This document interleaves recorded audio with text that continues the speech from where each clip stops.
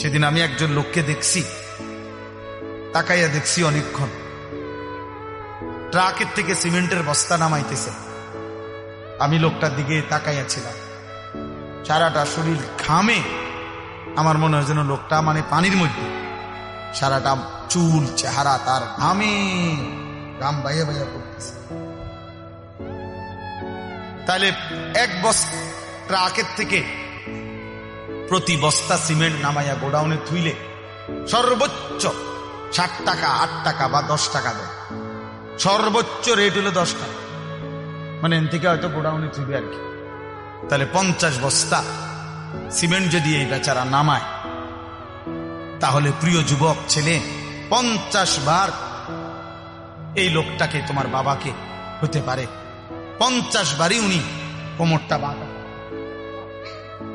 নাহলে কেমনে বস্তাটা লইব? 50 কেজি সিমেন্টের, 50 কেজি সিমেন্টের একটা বস্তা বেচারা কেমনে নিবে? প্রতিবারই তাকে কোমর বাঁকা করতে হয়েছে।